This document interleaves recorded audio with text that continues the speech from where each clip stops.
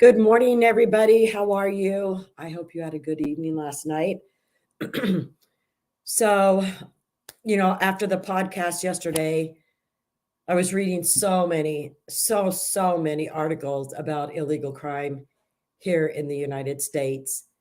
And I could not actually believe how many articles were related to child rape, sexual assault of children.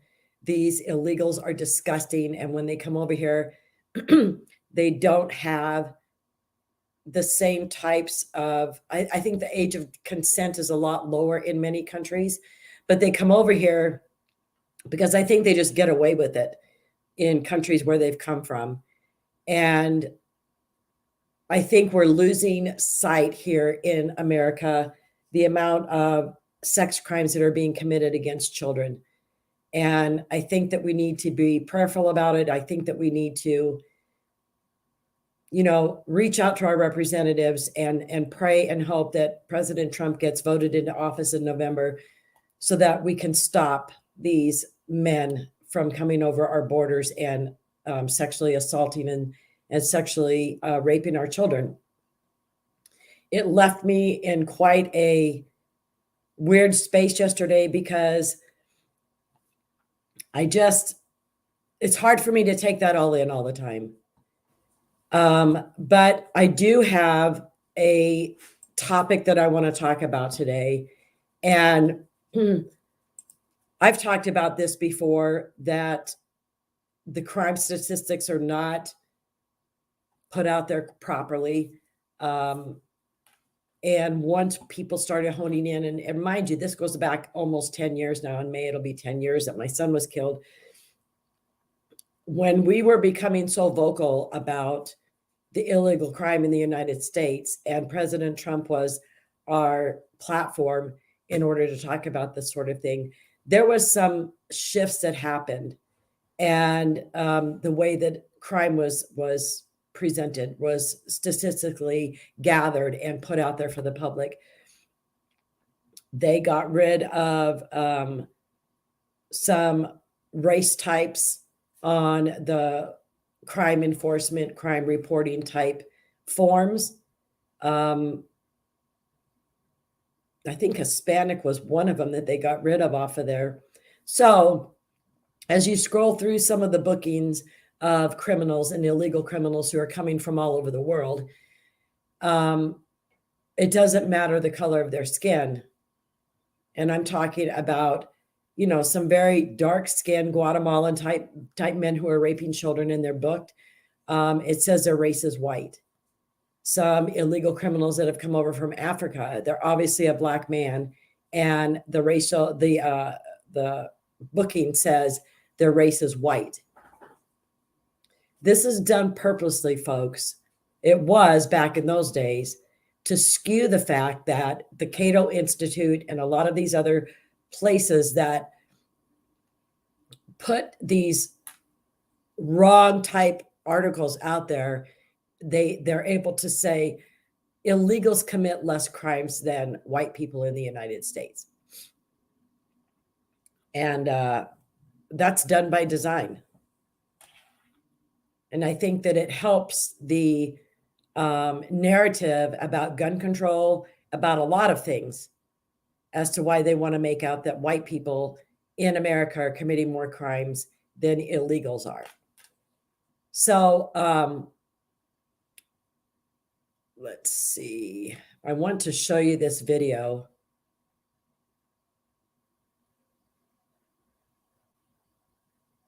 Let me see if this is it. All right, this is it.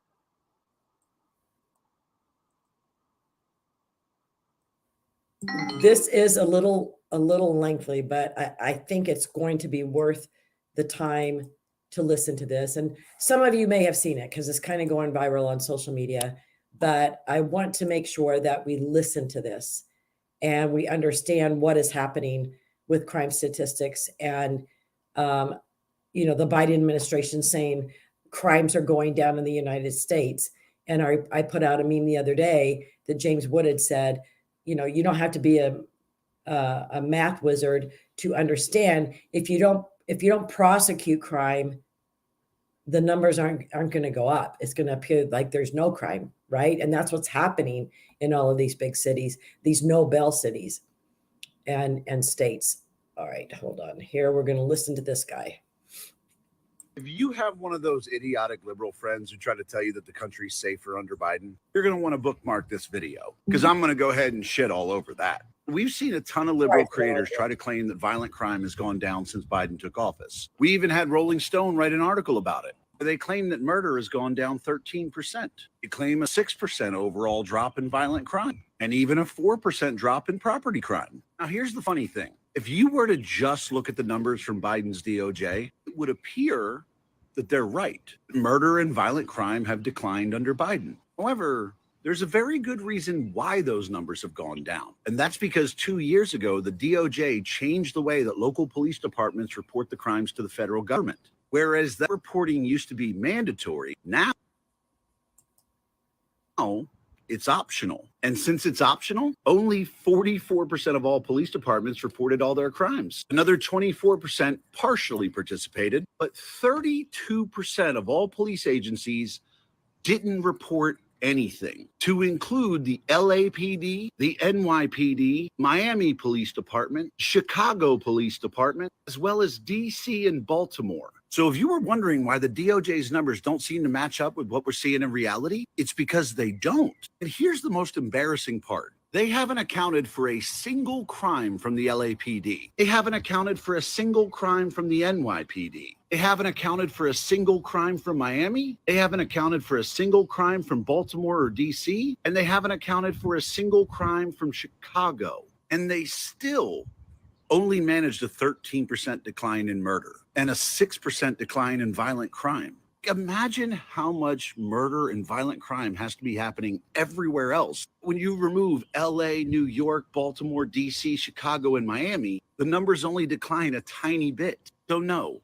crime isn't down under Biden. And no, violent crime isn't down under Biden. The only thing that's declined is the amount of cities that they're counting, because the Biden administration has managed to make 32% of some of the most violent cities in this country not count.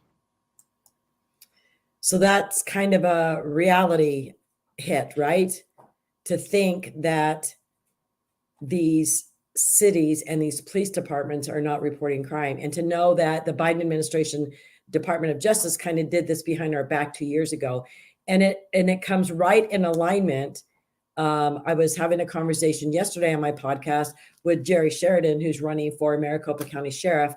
And he worked in the Sheriff's Department, Maricopa County Sheriff's Department, for decades. And he was saying what's really weird is the Maricopa County Sheriff's Office hasn't reported any crime in 2 years. And so then I saw this video and I was like, that's lining out exactly what Jerry Sheridan told me. And, you know, Phoenix is a liberal city, obviously.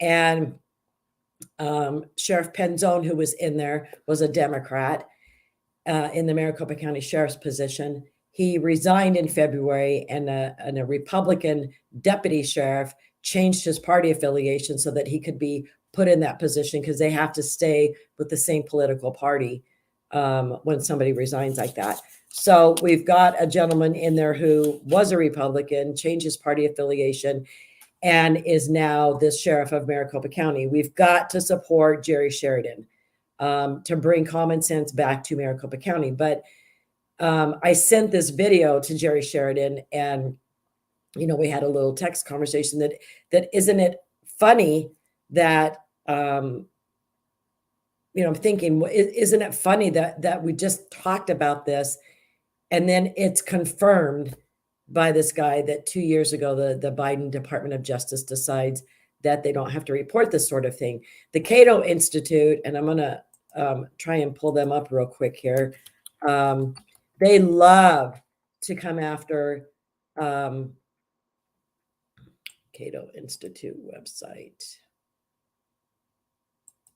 I want to see if I can pull up some of their statistics to show you, because It's amazing. I was in the White House talking to, let's see.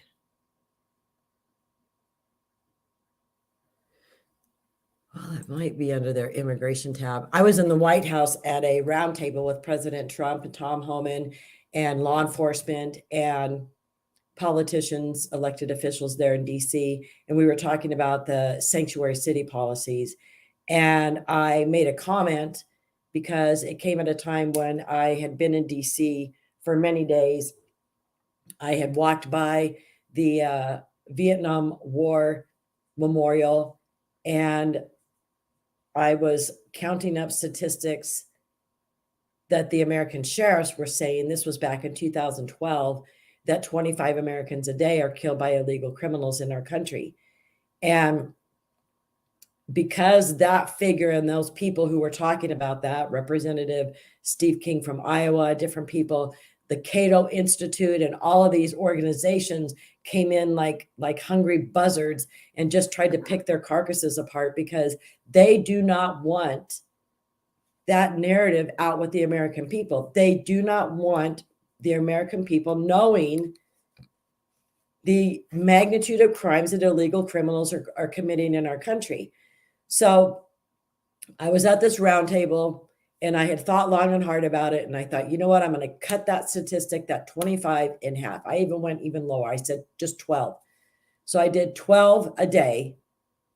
And listen, with all the articles I'm reading now and looking at on a daily basis, it's hundreds. There are more than 25 Americans being killed a day in our country right now, more than that. And this isn't the fentanyl poisoning. This is just being killed by illegal criminals, whether it's murder, whether it's car accidents, whether it's an assault gone wrong. They are being killed, physically killed by these illegal criminals. But so I'm at this roundtable and President Trump, looks over at me and says, do you want to say anything?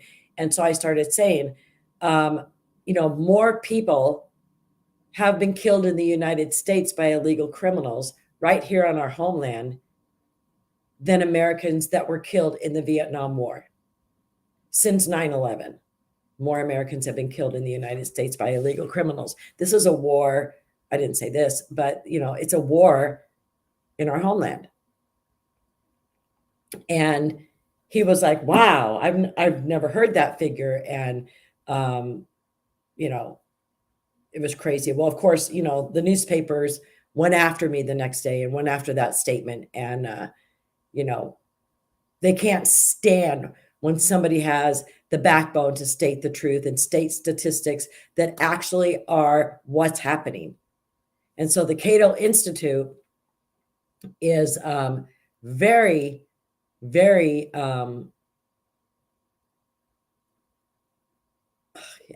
is very, very adamant about making sure that they get the word out there that illegals commit less crimes than Americans do in the United States.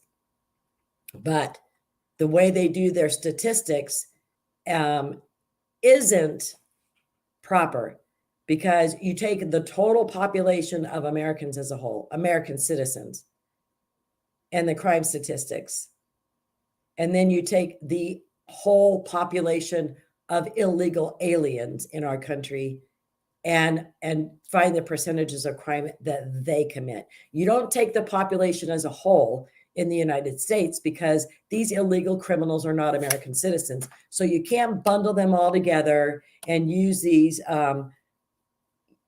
statistics and have them skewed to have the answer that the Cato Institute wants to have.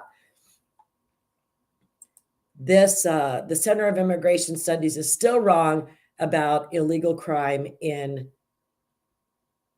Texas. I want to share this with you.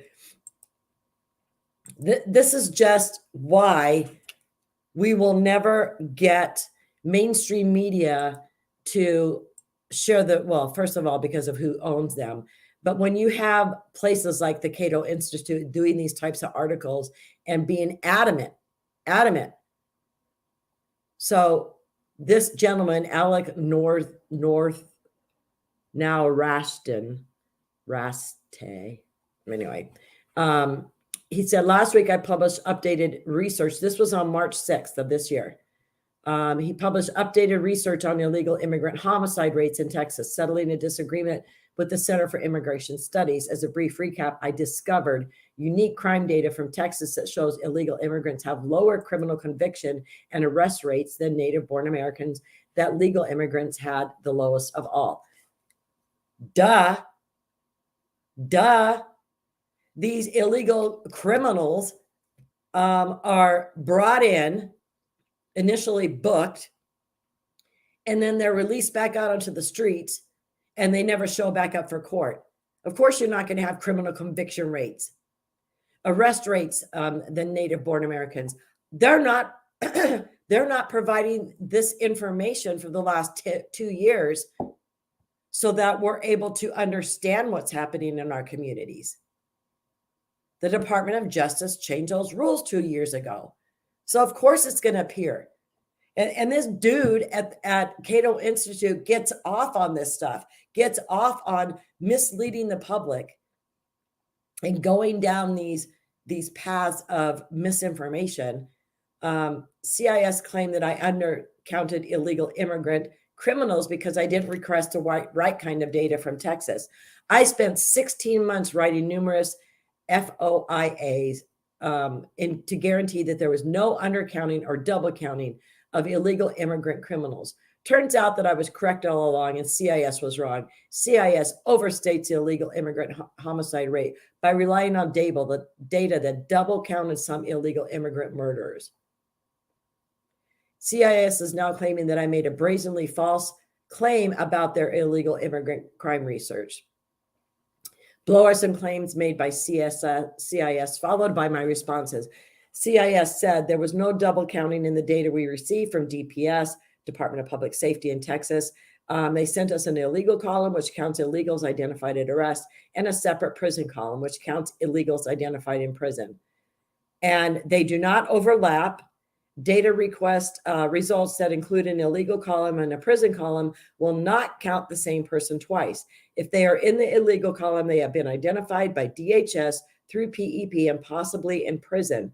If they are in the prison column, they have only been identified while in prison. CIS claims that they are correct because they have a poorly worded email from Texas sent to them days after they published their original research. This guy, and then he says, actually, they did ask whether the data could be separated. We are unable to break down the data as you described specifically in your example. We can supply the number uniquely identified by TDCJ, Texas Department of Correctional Justice, I would imagine, and the total number of illegals identified through the PEP. Please note if someone was uniquely identified through TDCJ, but at a later time is identified through PEP, the individual will no longer be in the prison category and would reflect the PEP identification. So what this guy is trying to say is Texas responded and said, well, they could be in the arrested column, but if they're in the arrested column, they're not going to be in the prison column until they arrive in prison. And what this is saying is, okay, they could be in the arrested column today, but if we do another report for you in a month, that person may change from the arrested column to the prison column because now they've been convicted and they've been sentenced to time in prison. Is basically what this is saying. You see how the Cato Institute does this play on words and what they do. They're famous for this. And they love to put out there remarkably, CIS never asked me for my data. I messaged Sean Kennedy, a co-author of the CIS report on February 1st to discuss the new Texas data I'd received. We emailed back and forth several times. He never asked for my data. When other groups present interesting findings with unique data, I always ask for the data if I'm going to write about their finding and it's otherwise unavailable. My data are available for all who want to see it. They just need to ask. And those who think they already know the answer will not ask. Well, the Cato Institute has been putting out this type of wrong information for many, many years. This goes back, like I said, 10 years to when I first started this whole fight when my son was killed by an illegal criminal. There's other reports like this that have come out from other organizations and institutes and universities, and they always find a way to skew the statistics, the way that we watch Democrats do it all the time. They can't have the truth out there and us knowing the exact amount of crime that these illegals are committing, because we would become more outraged as Americans. And excuse me, sometimes I feel like when I do my podcast and I'm bringing up articles of illegal crime, I think, gosh, this is such a boring podcast. But I honestly don't think many of you are aware of the magnitude of crimes that they're committing. And these articles are from a lot of very small town, obscure type of publications that don't have the big media liberal backing that forces a lot of these other publications to put out exactly what they want them to put out. So this is the honest truth. And what's amazing too is I look into Spanish speaking articles, and I have a woman who does a lot of research for me, and I think it was over 120 articles yesterday she sent me, and I'm just scrolling through reading them all. It's even too much for me to put on the Angel Family's Facebook page, because I just think people are going to be overwhelmed and be like, wow, too much information this woman posts on a daily basis.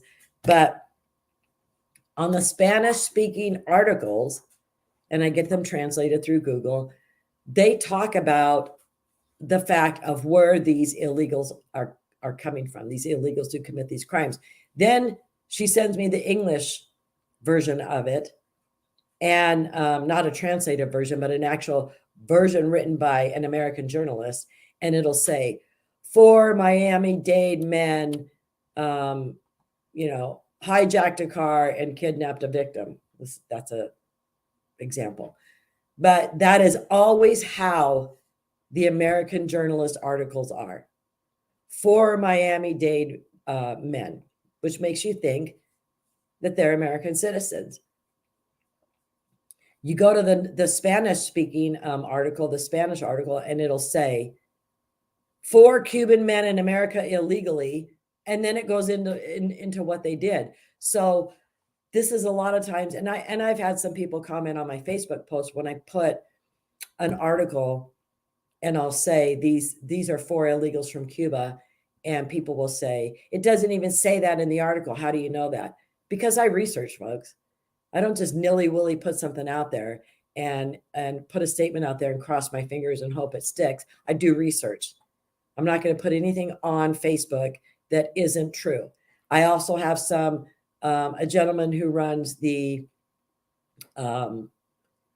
Illegal Alien Crime Report, and he's former law enforcement. He still has contacts with law enforcement. And if there's an article that they're being pretty cagey about and not really giving you much information, when you know darn well by the name that it's probably more than likely an illegal criminal, he'll call, and he'll be able to get them to call the arresting police department and get verification. Yes, they are in the country illegally. So rest assured, I do my research. I'm not going to put something out there that somebody could come back on me and say, you've been lying all along. But so we've got the Cato Institute that does this sort of thing.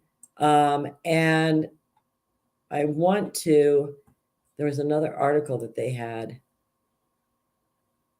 Fresh chaos at the border doesn't change what's needed to rationalize immigration. So this was in January 30th. It's utterly irrational to expect that making illegal immigration the only immigration would give U.S. policymakers better options at the border. And maybe this was more on I don't want to open the podcast. You're not seeing it like I am, but it was a whole podcast, audio podcast, and I didn't want to open that. So I want to go into another category that they've got here on the Cato Institute.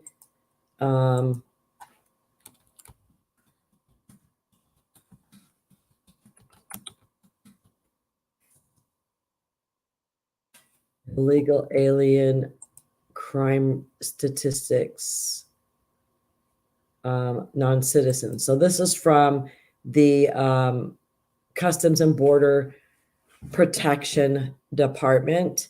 And, oh, I need to share this with you so you can see what I'm talking about. And sometimes, you know, I question even some of the stuff that comes over, especially from DHS or U.S. Customs and Border Protection, because, you know, Mayorkas is in charge of this. And sometimes, I mean, even the figures that they say of the people who've crossed over to the United States under the Biden administration, we all know it's low. It's not even near to the people who've come across our southern border. So, you know, I look at these statistics, even though it's from a government website, you have to look at these statistics and just scratch your head sometimes, because it just doesn't make any sense to a person like me, especially when I'm reading all of these articles on a daily basis of the crime that is happening here in the United States. Now, this is arrest type, U.S. Border Patrol criminal non-citizen arrest. And this was from October of this fiscal year 24 will run from October 1st of 23 to September 30th of 24. So in all of fiscal year 17, the term criminal non-citizens refers to individuals who have been convicted of one or more crimes, whether in the United States or abroad, prior to interdiction by the U.S. Border Patrol. It does not include convictions for conduct that is not deemed criminal by the U.S. and arrest of criminal non-citizens are a subset of total apprehensions by U.S. Border Patrol. So in 2017, it was 8,500. 18, it was 6,600. 19, it was 4,200. 20, it was 2,400. Now, this is the Trump era, okay? 8,500 down to 6,700, down to 4,200, down to 2,400 by 2020. 2021, 10,763. 2022, over 12,000. 2023, over 15,000. 2024, we are October, November, December, January, February, March. We're 6 months into it, and we're at 7,064. So that's more than likely going to be the same, if not more, than last year. We have another 6 months, and if you double that, it would be right about where we were in 2023. Now you go down here into total criminal convictions by type. Assault, battery, domestic violence. You see there were 600, 700, 500, 299, 208, and immediately in 2021, the figures went up to 1,100, stayed the same in 2023, went up to 2,300 in 22, it stayed the same, went up to 1,250 in 2023, and we're at 458 so far in 2024. Let's see, homicide, manslaughter. In 17, it was 3. 18, it was 3. 19, it was 2. 20, it was 3. This is a little suspect in itself because, well, no, I guess it depends on how it took place, because homicide would be an actual killing. Manslaughter, vehicular manslaughter, I don't know if that's included in that figure, but that seemed a little low, knowing the angel families that I know that were included in these years. But anyway, it jumps from 3 in 2020 to 60 in 2021, 62 in 22, 29 in 23, and we're at 18 in 24. Look at the drug trafficking. It went down from 1,200 to 386 under Trump, and immediately soared back up to 2,100 in 2021. Illegal reentry, we had it down from 4,500 to 1,200 under Trump, and it immediately went up to 6,100. A high last year in 2023 fiscal year was 8,790, and so far this year we are at 4,407. Sexual offenses, 137, 80, 58, 156 under Trump, Under Biden, 488, 365, 284, and we're already at 95 in fiscal year 24. How these figures are going down on these sexual offenses and other, of course, it kind of was a steady upward trend of other, but I'm trying to see illegal drug possession, kind of a downward trend. If you double 663 for another 6 months of 24, that would put us at about 1,300. The homicide and manslaughter from 60, 62 down to 29, and now at 18 halfway through the year. These two figures here, 29 and 18, it lends you to understand if these crimes are not being reported from these big cities, then obviously these types of reports are going to be affected also. Straight from Border Patrol. They're going to be affected because Border Patrol they're not in every city in every state in the United States. And a lot of times this illegal crime is just kept hush hush in the sanctuary cities and states because they don't want it getting out to their citizens the mistake that they made of making themselves a sanctuary city or state. So let me see. There's also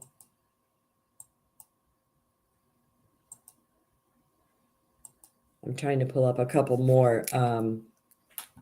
Let's see. ICE.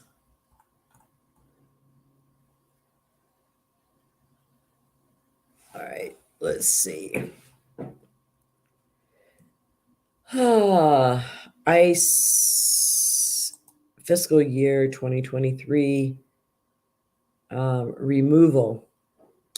So in 2023, they had 1,178 removal flights. 69,902 of those removed had charges or convictions of criminal activity. 3,400 known or suspected gang members, 139 known or suspected terrorists, and 6 human rights violators. Title 8 enforcement removed more than 142,000 non-citizens to more than 170 countries. So this was in fiscal year 2023. Arrest activity, 170,590 administrative arrests, 91,497 at-large arrests. So these included many serious charges or convictions for offenses such as homicide, 1,713, kidnapping, 1,655, sexual assault, 4,390. So I want you to understand something as I'm reading you these statistics, because you remember Custom and Border Patrol that I just read to you, right? The homicide rate wasn't up at 1,713. The kidnapping wasn't up at 1,655. The sexual assault wasn't at 4,390. The assault, robbery, burglary, weapon offenses, assault's up at 33,000. I want to bring this back up because the sexual offenses in 2023 reported by Customs and Border Patrol was 284. This is showing 4,390. So you can see where we have a complete lack of consistency to where you're getting the right information. You could, and you think about, okay, it's ICE, it's Border Patrol, and we should be able to trust these people. But right here in fiscal year, sexual assault, 4,390, I'm going to show you again. That's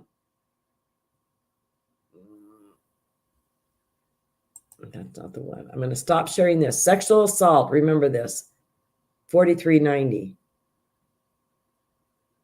I'm going to stop sharing that, and I'm going to bring this other one back up.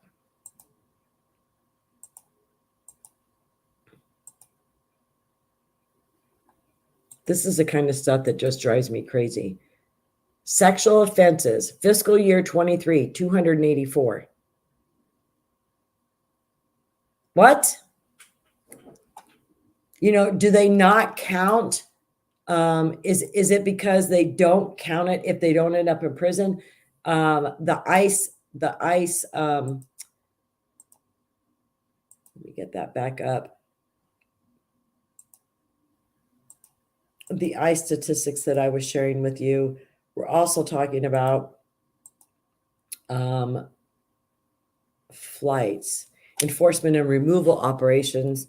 So they removed 3,400 known or suspected gang members, 139 known or suspected terrorists, 148.2% increase, by the way, over 2022. So ERO officials made 170,590 administrative arrests, representing a 19.5% increase in overall arrests from fiscal year 2022. Of the total arrests ICE conducted in fiscal year 2023, 43% of those arrested had criminal convictions or pending criminal charges, up from 32.5% in fiscal year 2022. In the group of 73,822 individuals with criminal histories, there were 290,708 charges and convictions for an average of 4 charges or convictions per individual. And these included many serious charges or convictions for offenses such as homicide, kidnapping, sexual assault, robbery, burglary, weapons offenses. In fiscal year 2023, ERO conducted 91,497 at-large arrests compared to the 85,343 at-large arrests conducted in fiscal year 2022, for a 7.2% increase.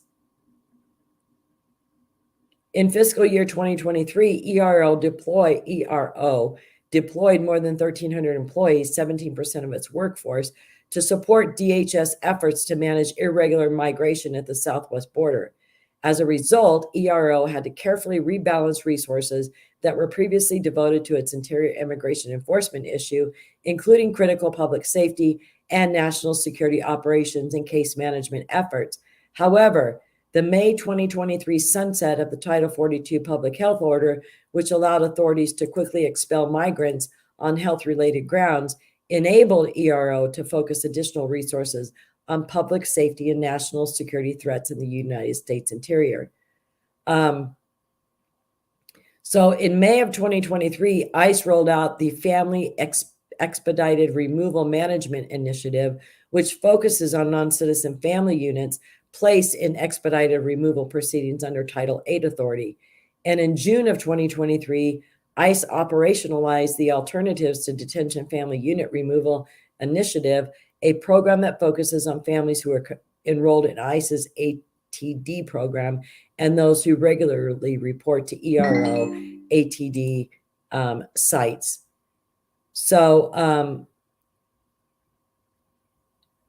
these are good sites to go to if you really want to see what DHS is up to.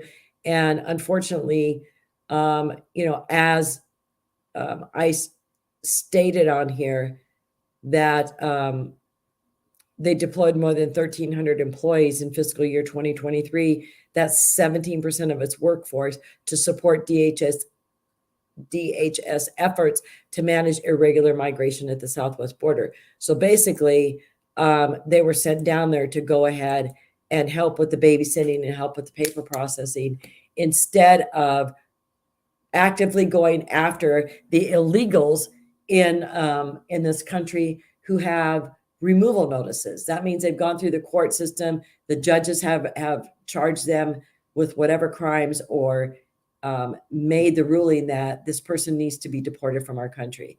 And that list is given to ICE, and the ERO goes out and finds these people in the public and deports them. Now, their hands have been tied by the Biden administration, so a lot of these illegal criminals are not being rounded up. They're not being deported. And I know during the Trump administration, I had many conversations with the administration and one with Trump, talking about the fact that there was over 1 million convicted illegal felons who were roaming our streets that had removal orders. And so that was something that Trump and Tom Homan, because he was at ICE at the time, they were working on getting that sort of thing corrected and getting it balanced and getting it expedited to where a lot more of those people were going to be removed. And it started happening before 2020. And so we were very excited that, we had a president who was listening and actually looking into the things that we were talking about. Now, just a few weeks ago, there was an article that came out about Mayorkas and the Department of Homeland Security. There was over 200,000 expedited removal orders, over 200,000 of them for illegal criminals. And DHS had failed to fill out the paperwork and get it to the courts. And so those over 200,000 court cases against illegal criminals who needed to be deported has been thrown out of the court system. Actually just thrown out. So over 200,000 illegal convicted criminals with removal orders have just been given a free pass by the Mayorkas Biden Department of Homeland Security failure to get the paperwork going. Because what? They have DHS employees not doing the paperwork and down at the border processing as many illegals as they can before they lose the election this year and are booted out of there. We've got to pressure. I mean, I'm looking so forward to the House sending the impeachment papers on Mayorkas over to the Senate on April 10th. I believe Andy Biggs told me it was, or put out there that it was going to be, they were going to be sent over there. It's going to be very interesting to watch how Chuck Schumer reacts to this, how the Senate handles it. You can't just poo-poo something that the House has had an inquiry on, a hearing on, and they've had a vote on, and it's sent to the Senate to start the trial. You cannot just ignore that. And so it's going to be very interesting to see how the Senate handles this impeachment that gets sent over to them on April 10th. I'm going to be watching it pretty closely. So anyway, we've talked about the Cato Institute.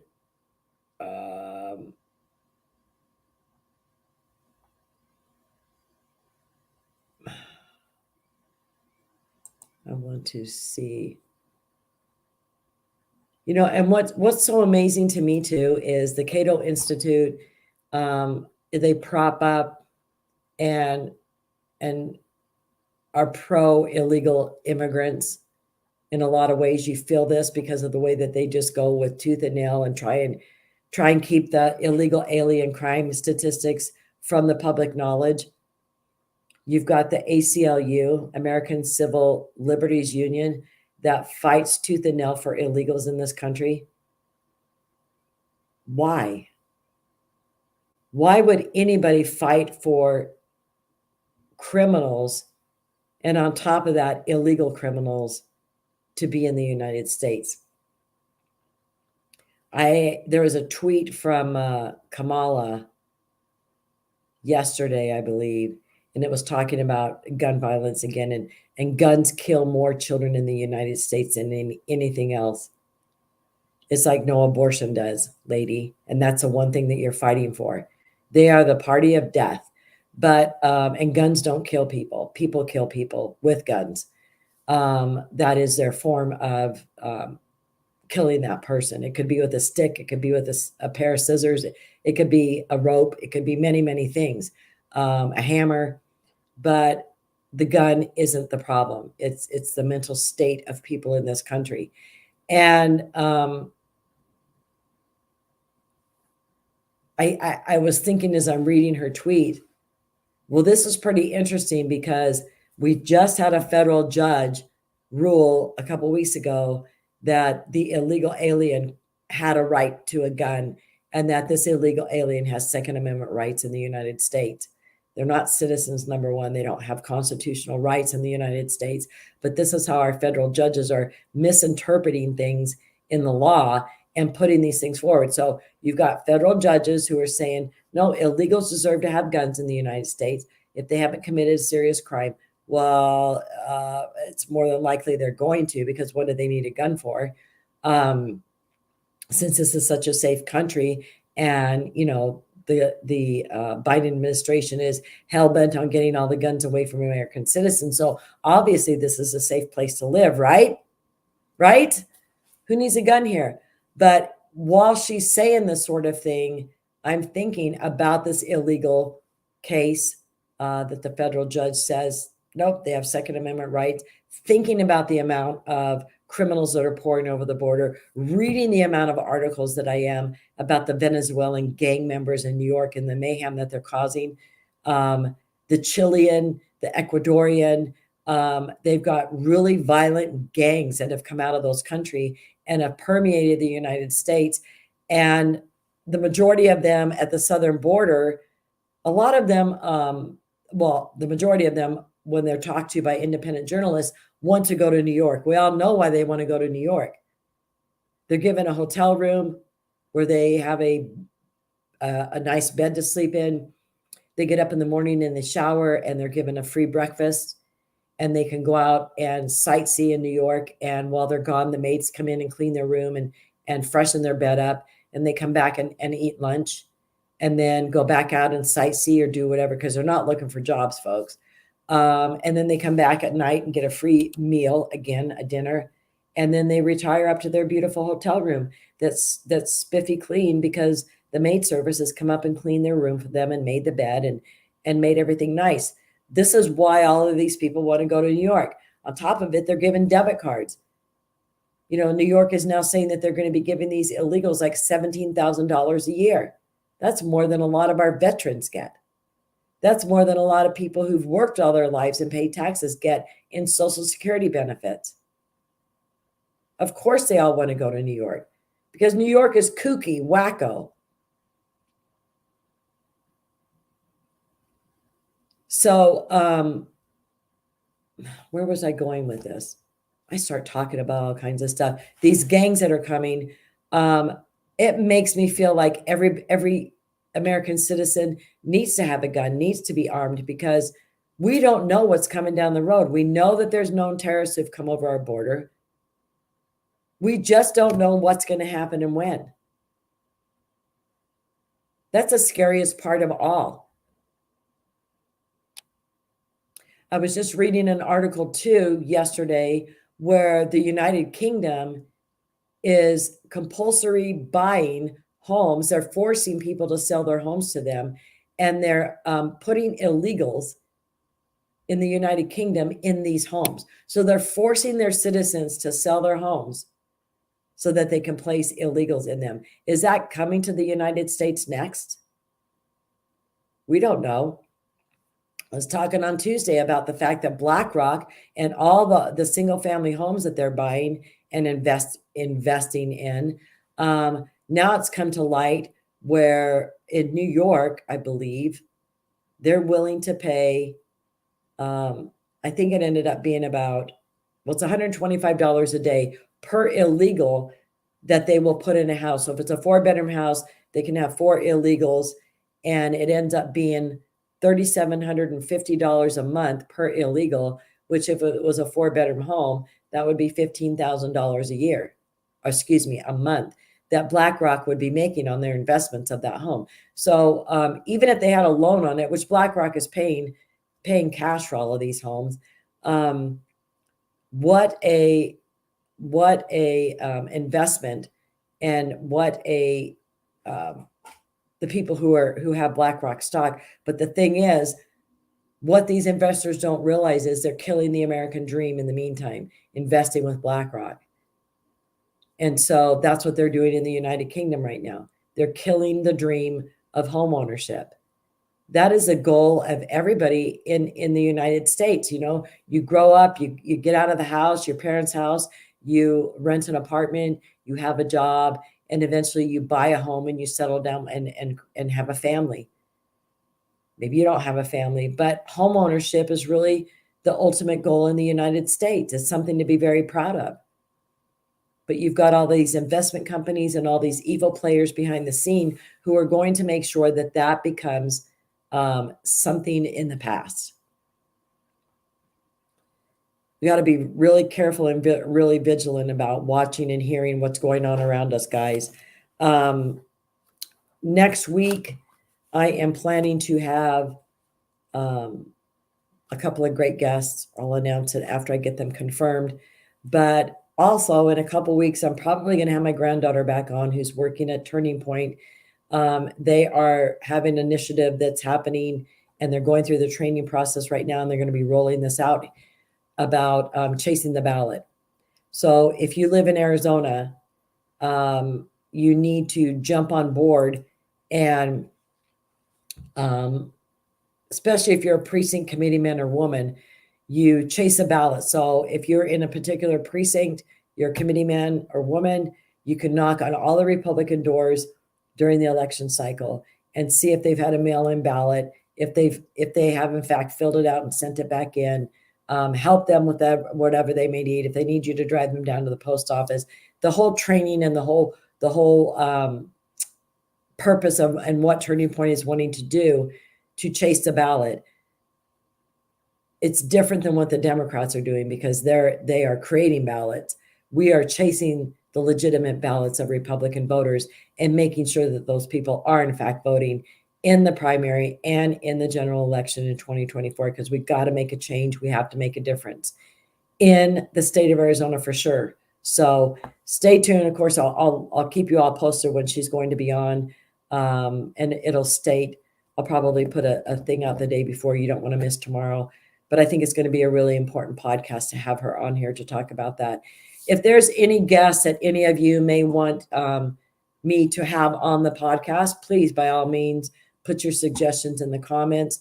I'll look into getting them on. If there's any topic you want me to talk about, please share that with me, because I'm happy to bring you whatever information you're craving to know more of. I hope you all have a wonderful weekend. It's been a pleasure being with you today. And I got some gardening to do. So that's what my plan is for the rest of the afternoon. But I will see you all back here on Tuesday.